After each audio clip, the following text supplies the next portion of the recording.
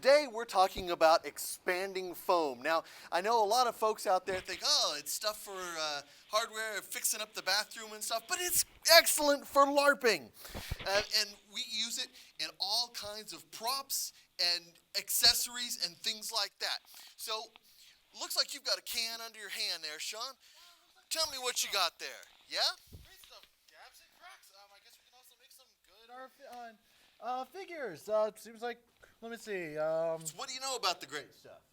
Apparently it's worth $3, I guess, and you can get it anywhere. I haven't seen it a lot of places. Exactly. You can find it at any hardware store. The cans run about $3, and all you do is aim it at your thing, spray, and you get foam. In fact, it looks like let's not do it in the...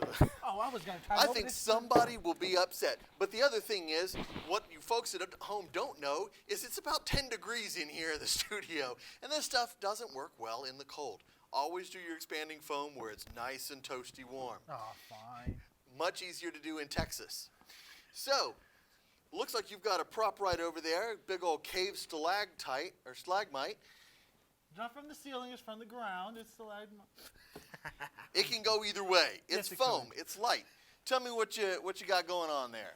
Let's see. We got some chicken wires and good little cardboard and an extension cord. All right. I forgot about that. That's true. This particular one lights up. We like our caves well lit.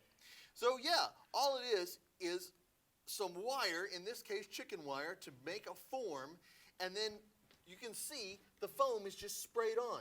Once it's sprayed on, you paint it. Ta-da! Done! In this case, it looks really nice, like a rock sort of formation. But using this same technique, you can make all sorts of big things. You can make full-on arches and big structures, if you wanted to, that are lightweight, easy to carry around and transport because it's all foam. You just spray it and go. Some other things you can do with it. Now, this is the easy stuff to find. Over here, I've got some slightly different stuff. It's in 2 bottles. It's referred to as AB foam because you've got part A, part B. The nice thing with this is that when you mix it up, it stays liquid for a little while, so you can pour it into whatever it is that you want to get foam into, and then it'll go to town expanding, whereas that stuff expands instantly. Now, some of the downsides with this is a little bit pricier. This much runs about $23 to $25, and you're not going to find it at your local Home Depot. You do have to order it online. But it's real easy stuff to work with. You mix half of one, half of the other, the same amount, put them together, put it in what you got going, and it expands. What you could do with this for LARPing is, if you've got molds for lots of little things, say candy molds or your own silicone molds or things that you've made, this is actually a handle for a sword.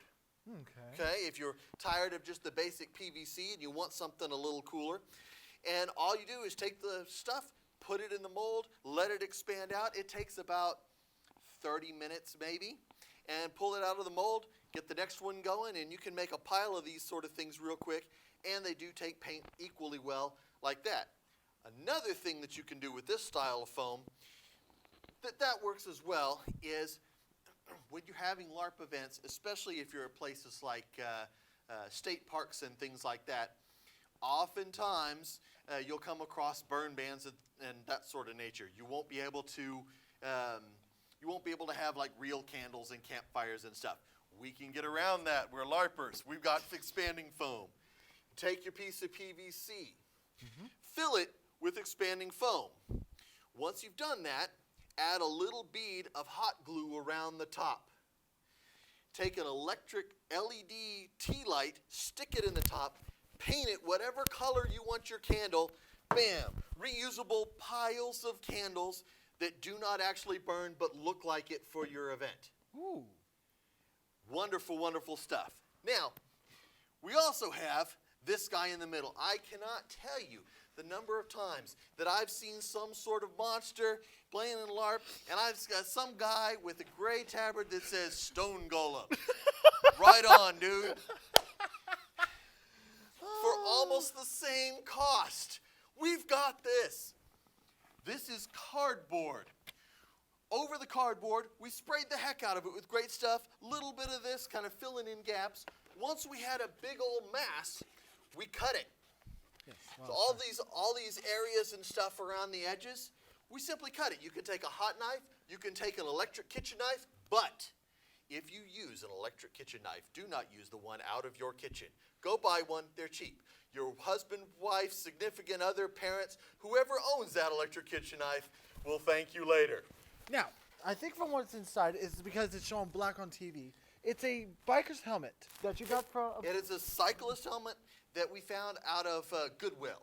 Okay. So this whole thing, so rather than having someone with a gray tabard that says Stone Golem, you got this. That's scary. Well, especially when I'm wearing it, yeah.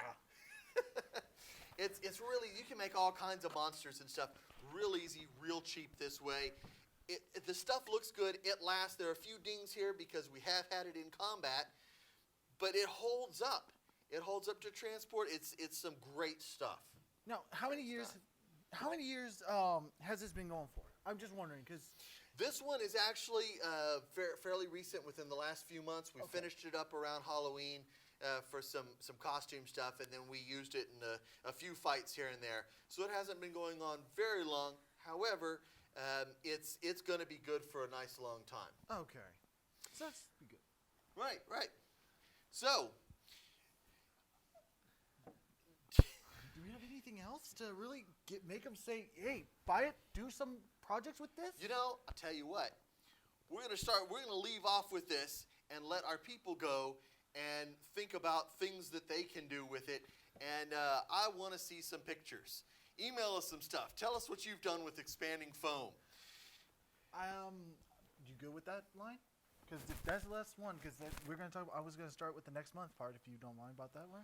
What are we doing next month? Well, apparently we're going to be fighting a little bit, going between a polearm and a sword and board. Definitely. Get some tips on how to get around polearms for some shieldmen, some tips for polearm guys on how to get around shields, and all around a bunch of fun time. So we'll see you then on Adventures in LARPing.